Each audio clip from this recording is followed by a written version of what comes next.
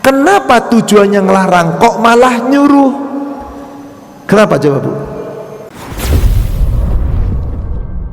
Karena penilaian manusia. Yang akan menilai amal kita siapa? Wasaturadduna ila alimil ghaibi wasyahadah. Di ujung ayatnya tuh, sebelum ayat itu disampaikan, Allah katakan fasayarallahu amalakum, Allah melihat amalmu, wa rasuluhu, rasul kelak menjadi saksi atas amal-amalmu, wal mu'minun, orang beriman pun lihat apa yang kita amalkan. Tapi orang-orang melihat kita kasat mata, dilihat oleh mata, gak tahu hak atau batil, salah atau benar, halal atau haram. Yang memutuskan amalmu baik atau buruk siapa? Kapan? Nanti di yaumil akhir. Itu ujung ayatnya Bu, coba perhatikan. Wasaturadduna ila alimil ghaibi wasyahadah fayunabbiukum bima kuntum ta'malun. Dia Allah yang mengetahui yang gaib, Allah yang mengetahui yang nyata, yang akan memberitakan kepada kamu apapun yang kamu amalkan di dunia, yang kamu perbuat, baik, buruk, salah, benar, semuanya dibalas oleh Allah. Maka boleh kita berbuat seenaknya? Boleh apa enggak? Baik. Ibu sekarang lihat kembali surat 40. Surat 41 ayat 40. Surat 41 surat Fussilat ayat 40. Innalladzina yulhiduna fi ayatina la yahfauna alaina. Sesungguhnya orang-orang yang yulhiduna, apa terjemahan di situ Ibu? Yulhiduna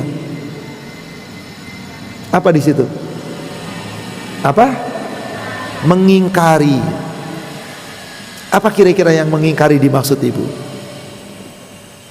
Boleh mengingkari pun bisa benar, tapi kalau kata yang paling tepat yulhiduna, itu ada kalimat yulhiduna, huruf ya di depan huruf ilhad itu apa Bu?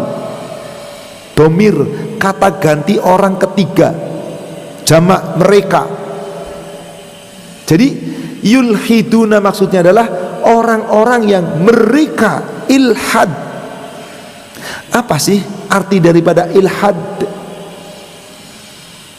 Ibu pernah lihat nggak? Sekarang ada orang-orang lagi hobi olahraga memanah. Ada? Kira-kira orang lagi latihan memanah, sasaran panah papan yang di depan jaraknya berapa meter? Ada yang 5 meter, ada yang 10 meter, ada yang 5 meter, 15 meter. Kenapa? Masih awal, pemula. Kalau perlombaan memanah, kira-kira yang ikut serta orang yang sudah terbiasa memanah, latihan rutin memanah, atau orang yang baru malu memanah? Berapa jaraknya Bu? 100 meter kadang-kadang, 50 meter kadang-kadang, jauh. Kalau ibu belum pernah memanah, ada sasaran manah 5 meter di depan ibu, 10 meter di depan ibu, kasih anak panah, set, kira-kira bidikannya tepat atau nyasar? Nyasarnya kemana? Jauh. Nah, anak panah yang dibidik ke sasaran, kalau tepat itu namanya tepat sasaran. Kalau menyimpang dari sasaran namanya ilhad. Apa namanya kalau gitu ilhadnya? Menyimpang, menyalahgunakan, mengingkari. Boleh Ibu, tapi yang paling tepat menyimpang. Artinya apa? Kalau ada orang yang beriman, ngaku beriman, ada ayat Quran tapi menyimpang dari Quran, namanya kan mengingkari, menyimpang, menyalahgunakan. Maka orang-orang yang perbuatannya menyimpang dari Quran, mengingkari Al-Quran, kira-kira Allah tahu atau tidak? Sementara manusianya boleh jadi nggak sadar, tapi Allah tahu. La yakhfauna alaina, tidak akan mampu tersembunyi dari kami. Maaf ibu, para koruptor itu semuanya pada ketangkep semua atau ada yang nggak ketangkep? Yang nggak ketangkep itu aman nggak di dunia? Aman. Di akhirat jangan harap. Yang suka mengambil hak orang, yang suka menyalahgunakan wewenang, yang suka mengingkari dan seterusnya, boleh jadi di dunia aman, tapi di hadapan Allah la yakhfuna alaina, tidak akan mampu tersembunyi dari kami. Maka setelah ayat itu Allah sampaikan, di tengah-tengah ayat ada pertanyaan ibu. Apa pertanyaannya? Afamayul qafin nari khairun ammayati aminan yaumal qiyamah. Apakah kelak orang-orang yang dilempar ke neraka itukah yang lebih baik, atau orang yang menemui Allah dengan rasa aman pada hari kiamat? Ada jawabannya nggak ayat itu bu? Ada jawabannya nggak? Nggak ada, nggak dijawab. Coba perhatikan, nggak dijawab. Apakah nanti orang-orang yang dilempar ke neraka itu yang lebih baik, atau orang yang menemui Allah dengan rasa aman yang lebih baik? Pertanyaan, dijawab apa enggak? Enggak ada jawabannya. Perlu dijawab enggak Bapak Ibu? Perlu? Oke, kalau perlu dijawab, pertanyaan saya singkat pertanyaannya. Menurut Ibu, mana orang yang lebih baik? Yang nanti dilempar ke neraka atau yang masuk surga? Enggak usah dijawab. Enggak usah dijawab. Allah enggak butuh jawaban. Maka enggak dijawab tuh Allah. Terserah Anda mikir, Anda resapi, Anda mau kemana? Mau dilempar ke neraka nanti? Mau menuju surganya Allah aman? Pengen kemana bu? Ke surga semua. Kalau gitu boleh nggak kita berbuat seenaknya? Tidak. Tapi kenapa ya tetap aja berbuat seenaknya? Kalau sudah seperti itu, Anda nggak mau disindir oleh Allah, itu kan sindiran ibu. Pertanyaan yang tidak membutuhkan jawaban, sindiran, celaan. Kalau nggak mempan juga disindir, coba ujung ayatnya apa kata Allah? I'malu ma syi'tum, lakukanlah, perbuatlah apa yang kamu inginkan, apa yang kamu kehendaki, terserah. Kira-kira apa maksudnya bu? Wis terserah kamulah. Nah, orang Jawa bilang apa? Wis karepmu dewe rana. Orang Betawi ngomong apa? Terserah lu aja dah. Orang Sunda ngomong apa? Wis kumahadinya we, mangga mangga telangkung, mangga. Halusnya mah gitu ibu. Terserah Anda. Berarti ibu, Allah membolehkan kita berbuat seenaknya? Iya, jika kamu tidak takut kepada Allah. Maka di ujung ayatnya ditutup apa?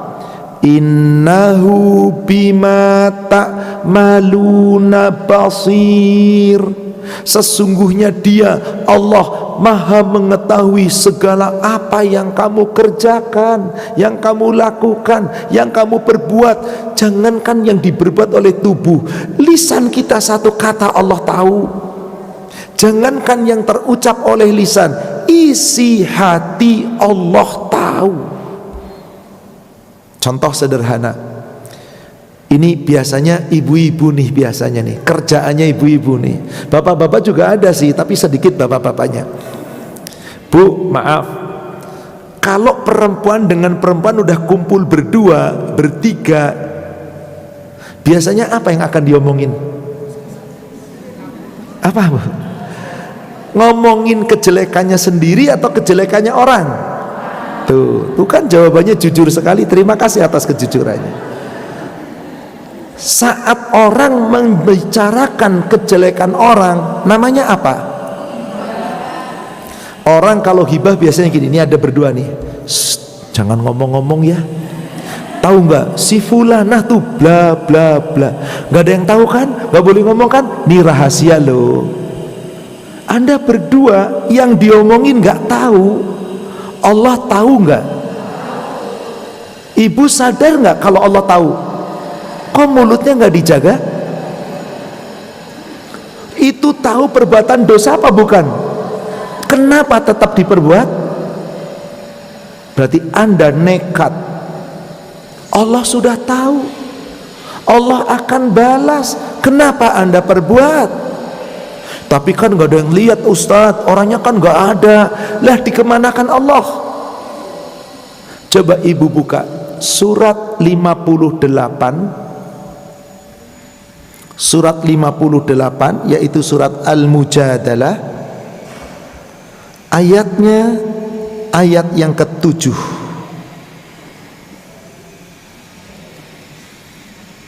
Surat 58 surat Al-Mujadalah ayat yang ke-7.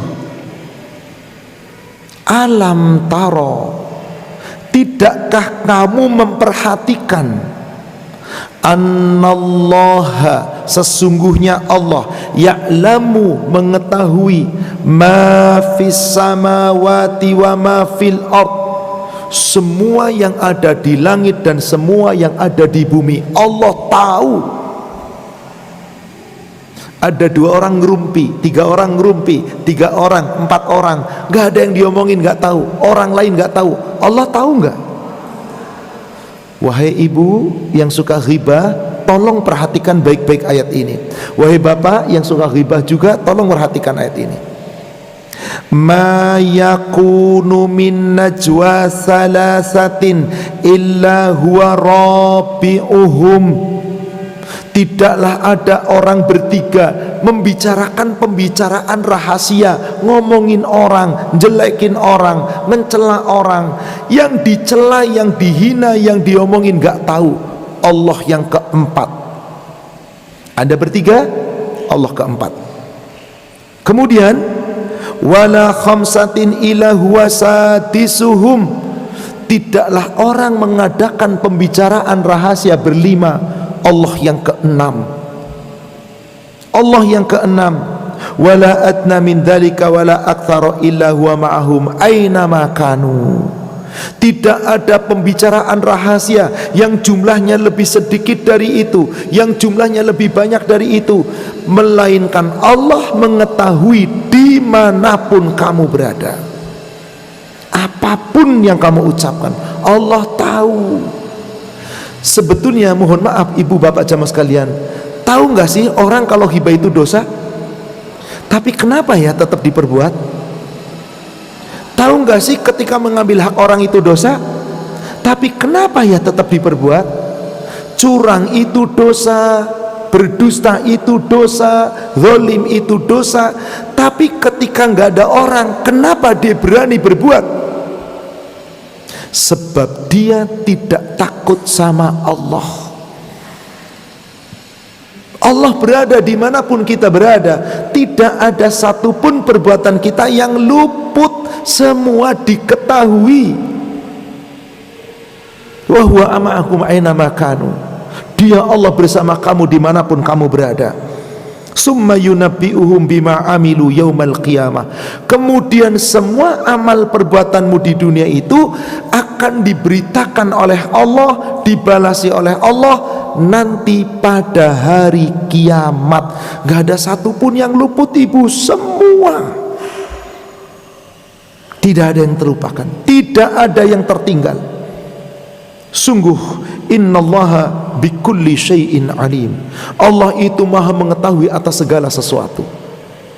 Ibu, pertanyaan saya, manusia itu biasanya yang suka dilupakan kebaikan atau keburukan? Yang suka dilupakan? Iya, kalau kebaikan orang lain. Kalau kita, kebaikan gak pernah lupa, diungkit terus. Budi, lu kan pernah gua bantu, kalau bukan karena sayang kamu gak ada siapa-siapa. Tuh kebaikan diungkit-ungkit. Yang untuk kita nih biasanya yang suka disembunyikan yang mana? Yang suka dilupakan yang mana? Coba deh ibu, dosa ibu yang kemarin-kemarin ingat-ingat lupa semua bu. Tapi kalau kebaikan ibu ingat tuh, di daftar ada. Giliran orang lain kebaikannya dilupakan, keburukannya diingat terus. Tuh manusia. Jadi yang sering dilupakan oleh diri kita sendiri adalah keburukan kita. Bu, saya tanya, kemarin antara jam 9 sampai jam 11 ibu berbuat dosa apa enggak? Dosanya apa aja?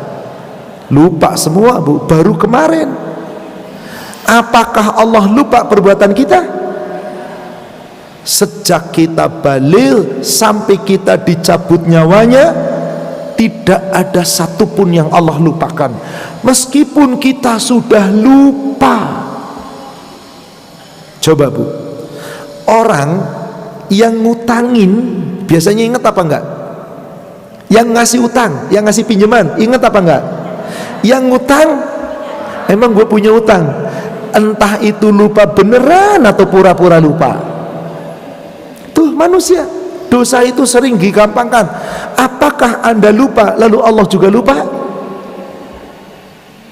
Ibu naik ke atas ke ayat sebelumnya, ayat ke-6. Yauma yab'atsuhumullah jami'a, pada hari ketika kita semua, mereka semua dibangkitkan oleh Allah, dihadapkan kepada Allah jami'a, semuanya dikumpulkan di padang mahsyar. Fayunabbi'uhum bima amilu, maka semua yang pernah kamu amalkan di dunia akan diberitakan oleh Allah, dibalasi oleh Allah. Ahsahullahu wa nasu, Allah akan membalas semuanya, Allah akan menghitung semuanya, meskipun kalian hai manusia sudah melupakannya. Anda lupa, Allah nggak pernah lupa. Wallahu ala kulli syai'in syahid, karena Allah maha mengetahui segala sesuatu, maha menyaksikan segala sesuatu, tidak ada yang luput. Maka kalimat berbuatlah sesukamu, sesungguhnya kamu akan dibalas, maksudnya jangan berbuat seenaknya, karena nanti dibalas. Supaya kita tidak berbuat seenaknya, apa yang harus kita miliki ibu? Rasa takut. Takut sama siapa bu? Allah. Itulah ihsan. Ketika Nabi SAW di hadis sahih Bukhari dan Muslim dari Umar bin Khattab, hadis cukup panjang, ditanya oleh malaikat Jibril tentang ihsan. Ya Muhammad, ma huwal ihsan? Wahai Muhammad, apakah itu ihsan? Apa bu ihsan? Al ihsan an ta'budallah ka'annaka tarahu.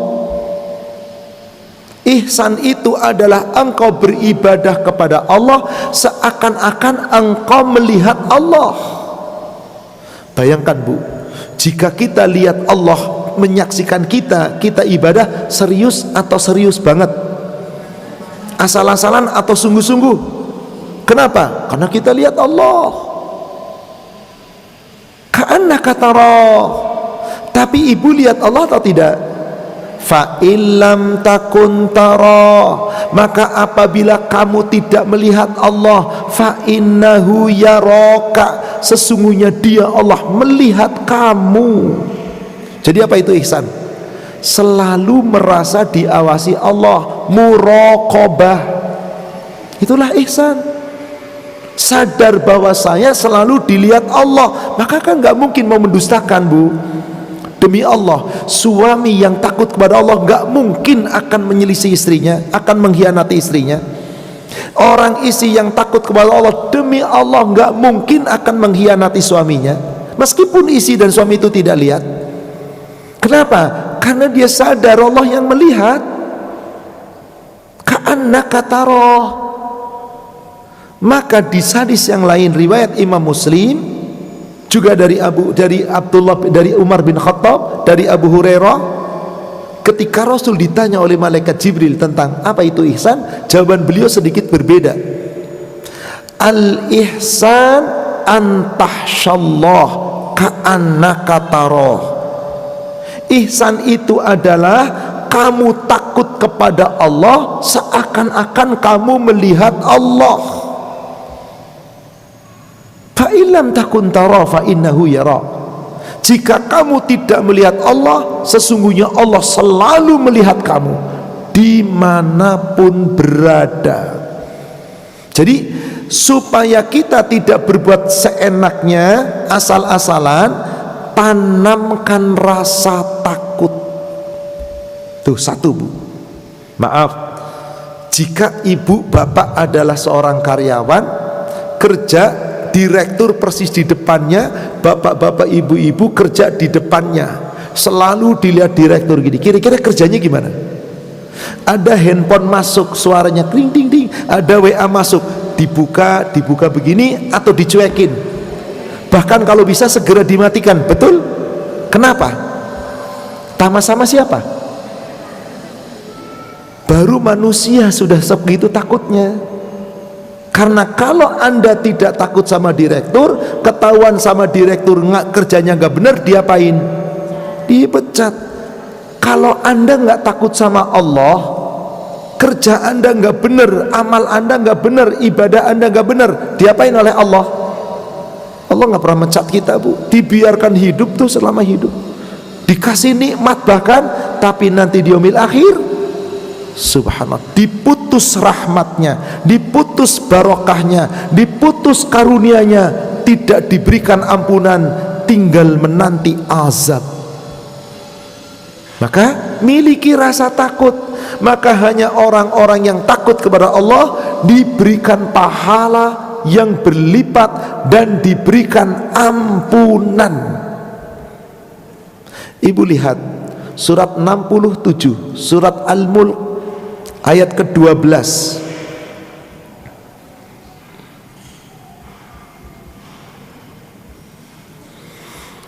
Innalladzina yahshawna rabbahum bil ghaib.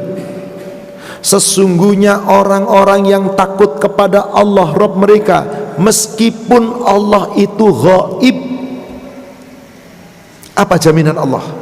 Lahum maghfiratun wa rizqun kabir wa ajrun kabir. Bagi mereka Allah akan berikan ampunan dan diberi pahala yang sangat besar, yaitu surga. Maka rasa takut, Ibu, perlu kita tanamkan agar takut kita kepada Allah menjadi buah takwa. Lalu takwa itu dibuktikan dengan ketaatan, hanya mentaati Allah dan kalau itu kita lakukan dengan landasan takut kepada Allah, sehingga dengan itu bertakwa kepada Allah, Allah berikan kemenangan yang paling besar, yaitu surga. Surat 24, surat An-Nur, ayatnya ayat yang ke-52. Allah Subhanahu wa ta'ala berfirman, wa may yuti'illah, dan barang siapa yang benar-benar mentaati Allah, wa rasul, dan mentaati rasulah dan rasulnya, wa yakhshallah, dan hanya takut kepada Allah, wa yattaqhi, dan bertakwa hanya kepadanya, fa ulaika humul faizun, mereka itulah orang-orang yang akan mendapat kemenangan. Apa kemenangan itu? Surga. Ibu, mohon maaf, pertanyaan untuk para kaum wanita. Ada dua orang nih, Bu, nih, wanita dan wanita, A dan B. Si A, subhanallah, wajahnya cantik, kulit tubuhnya mulus, bentuk tubuhnya indah, ideal, nggak ada cacat kulitnya. Sementara si B, ya Allah, banyak cacatnya, warna kulitnya hitam, banyak kutilnya. Ini ilustrasi ya, Bu, ya, maaf ya, Bu, ya. Lalu dua-duanya dikasih pakaian minim. Si A mau pakai enggak? Kenapa mau? Si B mau pakai enggak? Kenapa enggak mau? Takut ketahuan cacat warna kulitnya. Betul begitu, Bu? Kira-kira kenapa si B kok enggak mau pakai?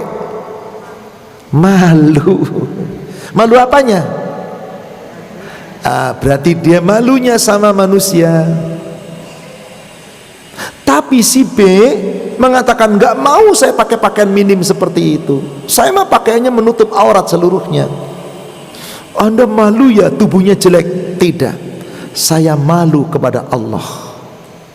Andai kata aku diberi pakaian yang, diberi tubuh yang indah, wajah yang cantik, dikasih tubuh yang begitu mulus, sekalipun dikasih uang 1 miliar suruh buka aurat saya nggak mau, karena saya malu kepada Allah.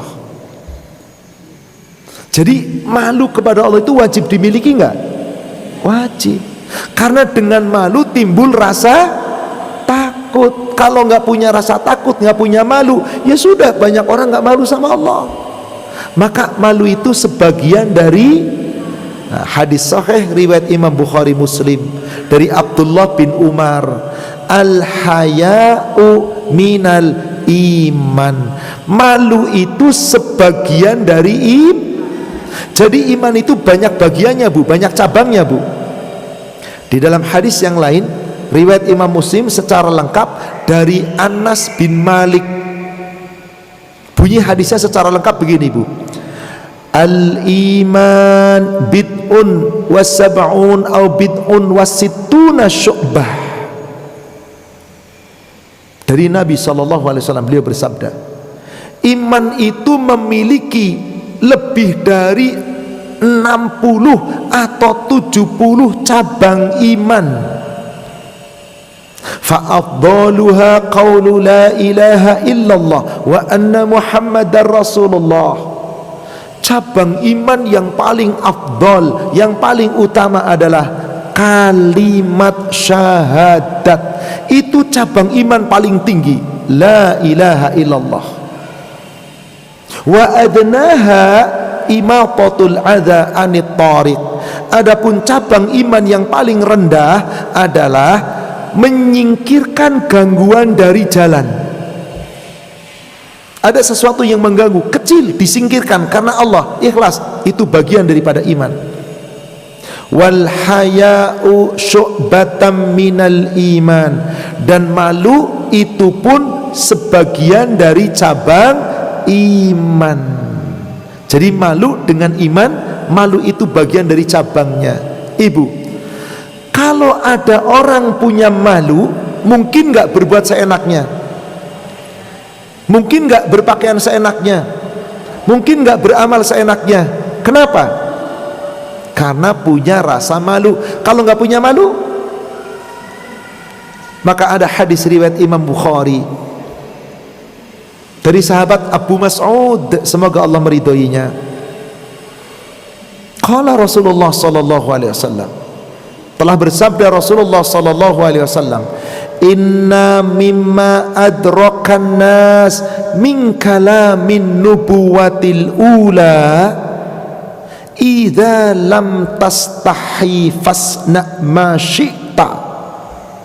Sesungguhnya yang didapati oleh umat nabi-nabi sejak zaman dahulu, para nabi berkata kepada umatnya, Nabi SAW berkata kepada umatnya, yaitu berkata kepada kita melalui sahabat yang namanya Abu Mas'ud.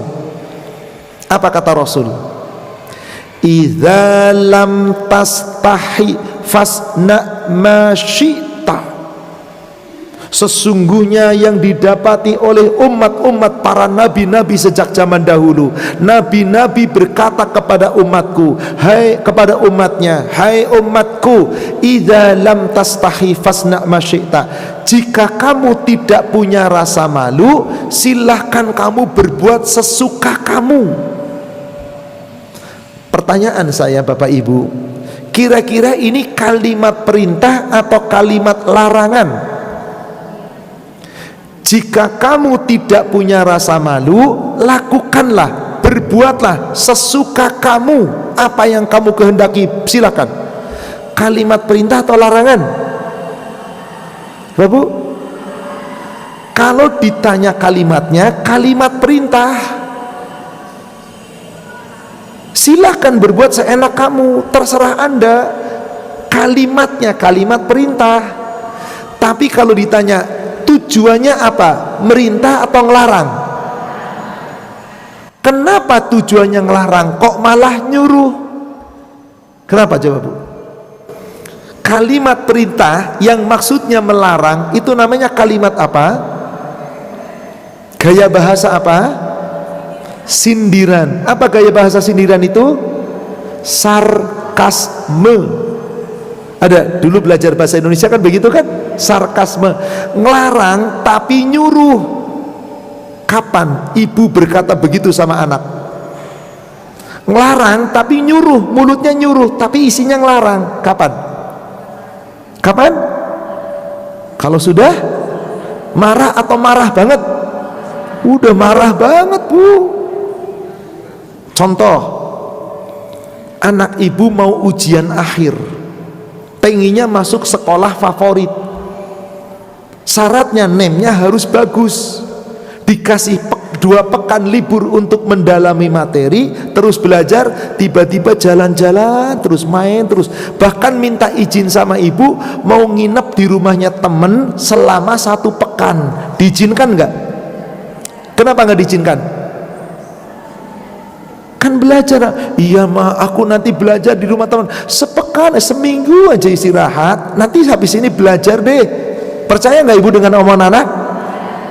Jangan nak, nggak boleh. Ngomong lagi, mama tolonglah, cuman seminggu aja kok. Nggak boleh. Udah mulai kenceng kan? Udah mulai melotot kan ibu?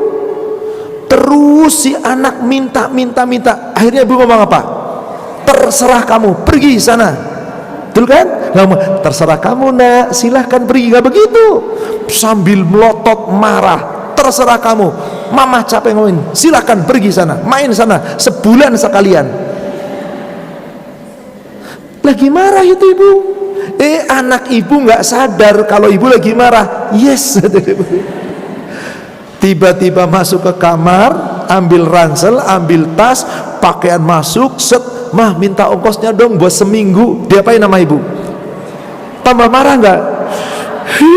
Kamu tuh nak, mama tuh lagi marah sama kamu, katanya tadi boleh, marah tahu, karena nggak paham tuh si anak. Betul nggak? Allah tuh lagi marah banget sama kita Bu. Kalau kamu nggak diatur oleh Allah, nggak nurut, nggak takut sama Allah, nggak punya malu, wis terserah deh. Manusianya yes boleh Bu, yang maksiat tetap maksiat, yang korupsi korupsi, yang ninggalin ibadah ninggalin, yang dolim dolim. Inna lillahi wa inna ilaihi raji'un. Sama tadi Rasul juga begitu. Jika kamu tidak punya malu, berarti kamu tidak punya iman. Ya sudah, terserah kamu sana. Tapi ingat, perbuatanmu akan dibalas. Jadi ibu, apakah tema ini berarti kita boleh berbuat seenak kita? Justru sebaliknya, sesungguhnya ini sindiran, karena setiap perbuatan kita tidak digratiskan oleh Allah, tapi akan dimintai pertanggungjawaban, dibalas dengan sempurna. Maka ibu, nasihat terbaik sebelum nasihat untuk orang terdekat kita, anak kita, nasihati diri kita. Ibu punya anak, ibu tahu nggak yang diperbuat anak ibu di luar sana? Tahu apa enggak Bu? Kalau ibu tidak membentengi dengan akidah di rumah, apa yang terjadi? Coba buka surat 31. Surat 31 ayat ke-16. Ya bunayya, hai anak-anakku, innaha intaku mithqala habbatin min khardal, sesungguhnya apabila ada perbuatanmu yang kamu lakukan seberat biji sawi, seberat debu, min khardalin, meskipun itu kecil sekali, fatakun fi sakhrah, lalu kamu masukkan ke dalam batu, aw fis samawat aw fil ard, kamu sembunyikan, dilempar ke langit, atau kamu sembunyikan ke dalam bumi, nggak ada yang tahu. Seberat biji sawi, sebesar debu, disembunyikan ke dalam batu, dilempar ke langit, ditanam ke bumi, ada yang tahu nggak, Bu? Tapi Allah tahu. Ya'ti bihallah, niscaya perbuatanmu itu pasti dibalas oleh Allah. Contoh, ibu lagi duduk, suami duduk, masing-masing pegang ini, anak ibu duduk pegang ini juga di depan kita. Ibu tahu nggak yang sedang dimainkan oleh anak kita apa? Nggak tahu kan? Katakanlah memainkan sesuatu yang haram, ibu tahu apa enggak? Enggak tahu. Allah tahu enggak? Gimana kalau gitu nasihat ibu kepada anak? Nak, apapun yang kamu perbuat, sepanjang papa ibu mengetahui, papa ibu bisa nasihati kamu, bisa ngingetin kamu.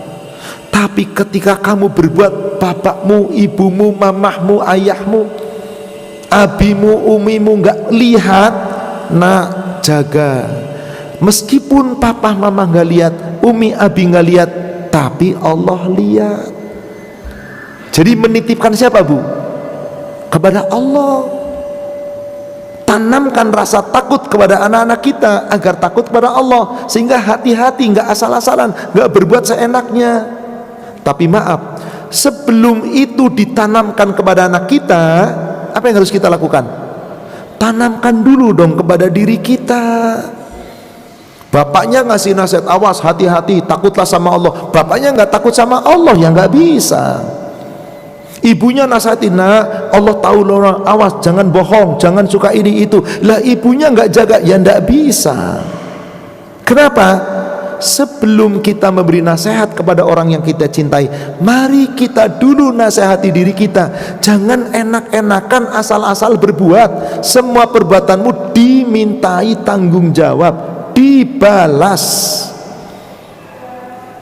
Maka kalimat i'malu masyi'ta fa innahu majziyun bihi, beramallah kamu sesuka kamu, sesungguhnya setiap amal perbuatanmu dibalas. Siapapun manusia mau durhaka kepada siapapun, Allah pasti mengetahui, meskipun yang dikhianati tidak tahu. Ini kunci. Tanamkan rasa malu, tanamkan rasa takut. Insya Allah dengan rasa takut dan rasa malu yang kita tanamkan dalam diri kita, kita sadar Allah mengetahui dan pasti akan membalas. Saya yakin kita nggak akan mungkin berbuat seenaknya, tapi berbuat atas izin Allah, mengharap ridha Allah, selalu disertai dengan iman dan takwa, dengan rasa takut, khasyallah, khasyarabbuk. Kalau kita memiliki itu, insya Allah apapun yang kita berbuat di dunia selamat, karena nggak mungkin kita berbuat seenaknya. Tapi sekali lagi, Allah membebaskan kita mau berbuat apapun. Tapi setiap perbuatan Anda, Allah yang tahu siapa yang jalannya lurus, siapa yang bengkok.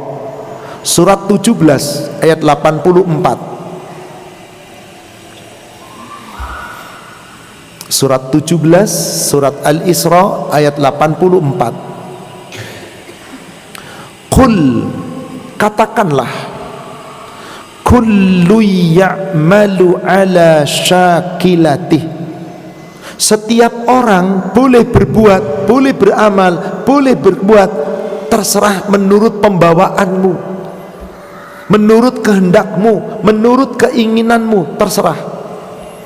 Farabbukum a'lamu biman huwa ahda sabila, tapi Allah Rabbmu yang mengetahui siapa orang yang jalannya paling benar. Terserah, manusia bebas. Anda mau berbuat apapun silahkan, tapi yang menentukan apakah kamu benar atau salah, apakah kamu baik atau buruk, apakah kamu dalam keadaan yang hak atau yang batil, Allah. Kelak di yaumil akhir. Tidak ada satupun yang luput dan keliru dari penilaian Allah. I'malu ma syi'tum, lakukan sesukamu. Jadi saudara seiman, yang gak mau sholat, yang gak mau puasa, yang gak mau zakat, yang gak mau baca Quran, yang gak mau ibadah, yang gak mau saum, silahkan, terserah anda. Yang mau tetap ibadah, yang mau taat, yang takut kepada Allah, silahkan. Semua itu bebas kita berbuat. Tapi ingat, semua akibat perbuatan kita itu kita tanggung oleh diri kita masing-masing. Gak bisa saling menolong, gak bisa saling membebankan, gak bisa saling menuduh, tidak bisa. Masing-masing.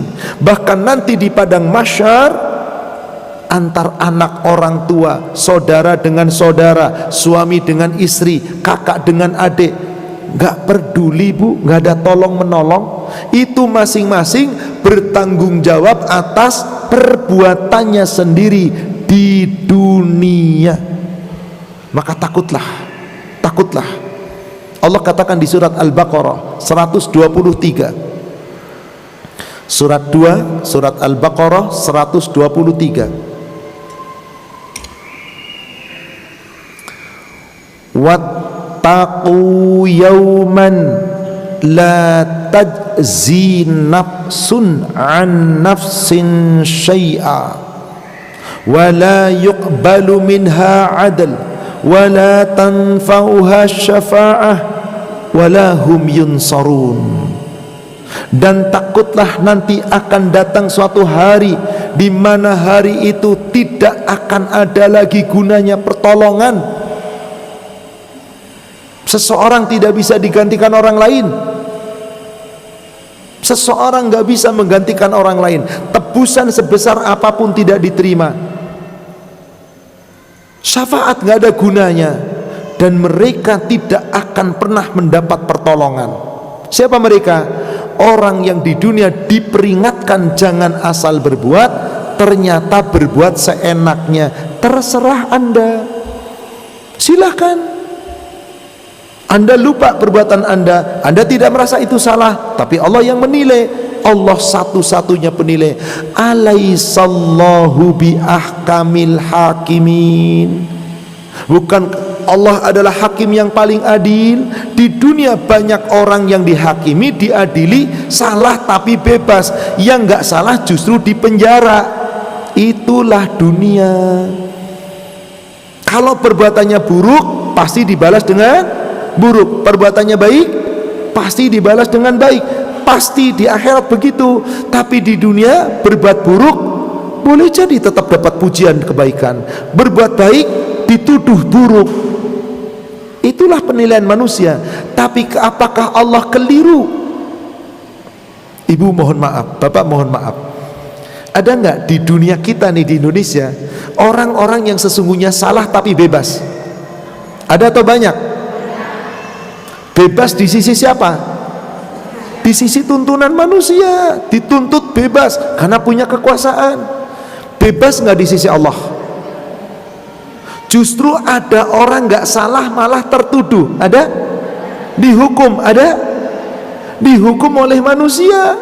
Justru yang menghukum nanti dihukum oleh Allah di yaumil akhir. Maka nggak usah khawatir ibu. Kita beramal, kita berbuat bukan ingin dapat penilaian manusia, bukan ingin dapat pujian manusia. Sudah, meskipun ada orang memuji, menilai, udah nggak usah diambil peduli lah bu. Allah sajalah yang kita lihat. Karena Allah yang berhak memutuskan, Allah yang berhak menilai. Yang perbuatannya jahat jangan harap meskipun bebas di dunia, bebas di hadapan Allah. Coba ibu buka surat 45 ayat 21. Surat 45, surat Al-Jasiyah ayat yang ke-21. Am hasiballadzina jtarahus sayyi'at an naj'alahum kalladzina amanu wa amilus solihat sawa'am mahyahum wa mamatuhum Sa'ama yahkumun. Apakah orang-orang yang berbuat jahat, yang berbuat salah, yang berbuat dosa, mereka mengira bahwasanya Allah akan memperlakukan mereka sama dengan orang-orang beriman dan sama dengan orang-orang yang beramal saleh? Samakah dalam kehidupan mereka? Samakah dalam kematian mereka? Sa'ama yahkumun. Alangkah buruk persangkaan mereka itu. Apa maksudnya ayat ini kira-kira, Bu? Nih, ilustrasinya begini, ada dua orang lagi nih, Bu. Ini penjahat yang sebenar-benarnya jahat. Tapi dia punya kekayaan, dia punya kedudukan, dia punya pengaruh. Kejahatannya ditimpakan kepada si B yang nggak salah. Dipanggil saksi-saksi, dibayar, suruh menuduh bahwa B yang salah. Lalu diadili, Bu, berdasarkan saksi-saksi. Siapa yang salah? Ini. Siapa yang bebas? Lalu dia bebas sujud syukur, alhamdulillah saya terbukti nggak salah, bebas. Apakah orang ini kelak oleh Allah diperlakukan sama dengan orang ini? Tuh, Ibu, Bapak, kadang orang beriman itu diuji oleh Allah berat banget, bertubi-tubi musibah, keburukan. Orang yang gak beriman enak bener, gak usah ngiri, Bu. Di dunia meskipun seakan-akan kita nggak senikmat mereka, mereka dapat nikmat yang indah. Kelak saat kematian mereka dan kehidupan di akhirat mereka sama atau tidak? Kalau dia mengatakan sama, buruk sekali persangkaannya. Dikiranya Allah nggak lihat perbuatannya dia, nggak mungkin bisa lupa. Bebas dari tuntunan, bebas dari penjara, bebas hukuman dunia. Bebaskah dari hukuman Allah? Bebaskah dari siksa Allah? Jadi nggak usah kita terlalu mangkel, dikit-dikit protes mangkel, ini dia salah. Nggak usah lah, Bu, doakan aja. Wong kita ngomong ngalor ngidul banyak ngomong belum tentu diterima kok. Mending doakan, doakan dan tingkatkan amal ibadah kita, karena itu modal kita. Yang jelas orang ini selamat di dunia, perlakuannya baik di dunia, gak bakal baik perlakuannya di sisi Allah nanti. Pasti dihukum. Mereka tidak bisa lari dari hukum Allah. Surat 29, Surat 29, Surat Al-Ankabut, ayatnya ayat yang keempat.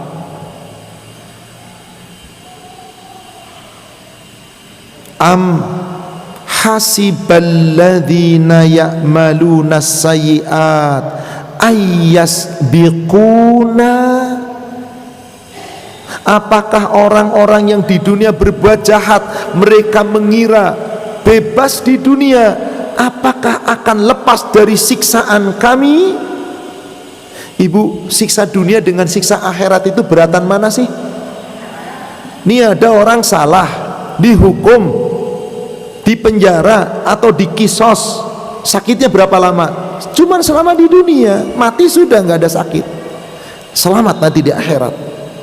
Tapi kalau dia ngeles, lepas dari hukum di dunia, dia nyakiti orang bebas, dia bunuh orang bebas, ngambil hak orang bebas, bebas di dunia, aman di akhirat. Itu dia ayatnya, Bu.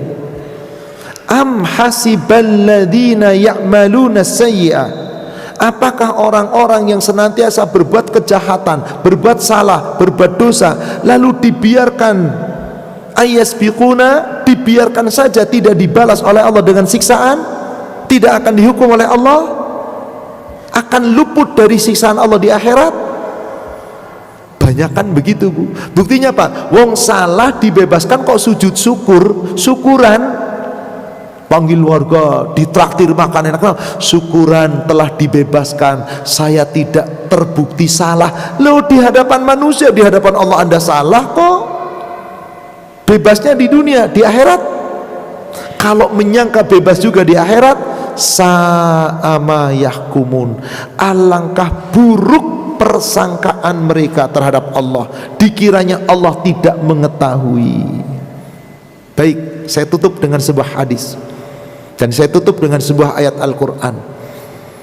Ibu buka Al-Quran surat 40 ayat 40. Al-Quran surat 40 ayat 40.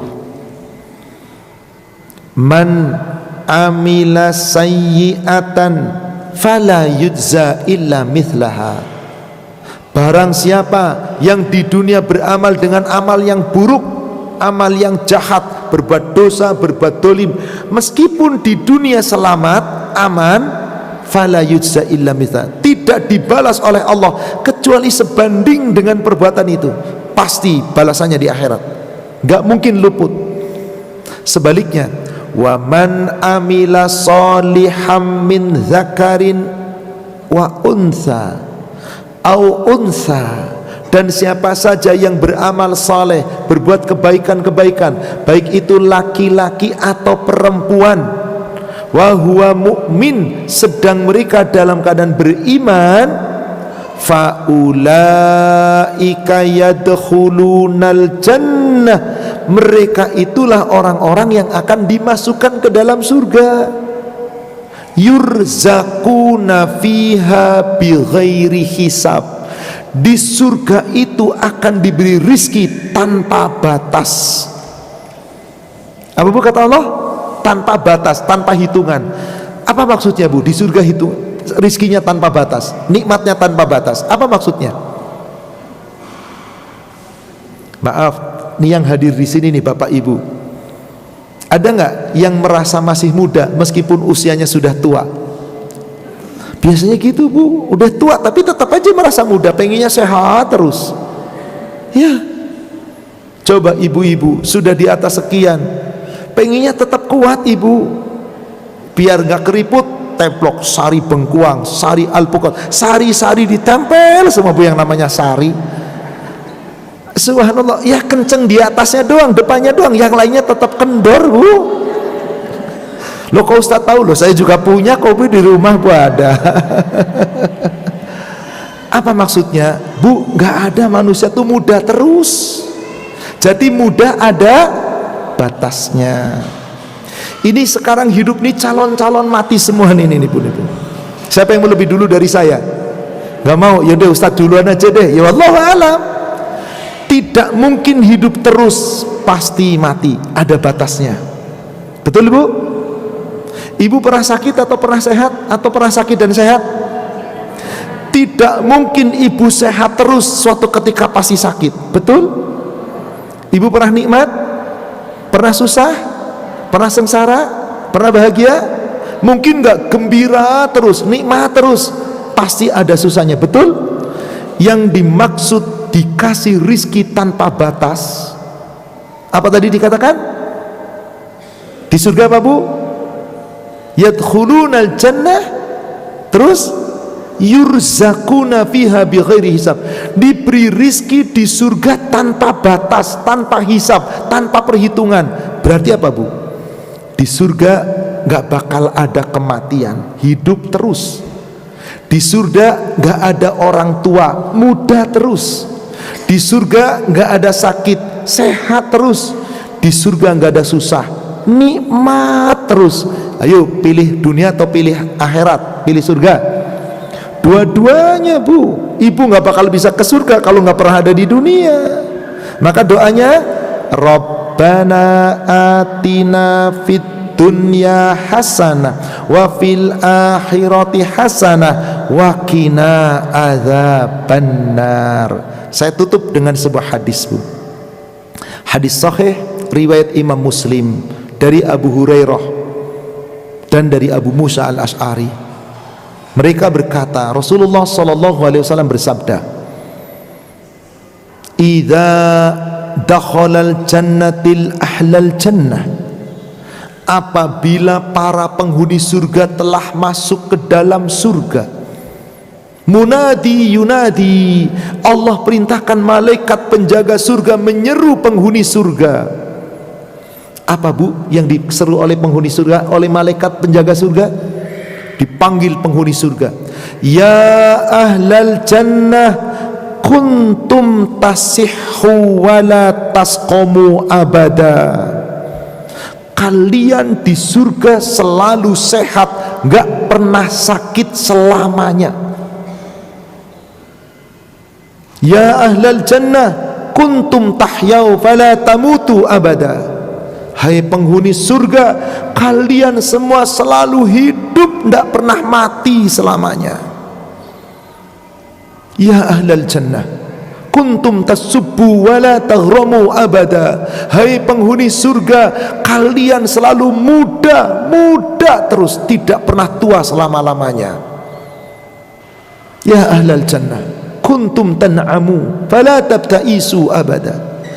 Kalian hai penghuni surga selalu nikmat, nikmat, nikmat, gak pernah susah selamanya. Ada yang gak pernah susah? Gak mungkin. Ada yang gak pernah sakit? Gak mungkin. Ada yang gak pernah tua? Gak mungkin. Ada yang gak bakal mati? Itulah nikmatnya surga. Yurzakuna fiha bighairi hisab.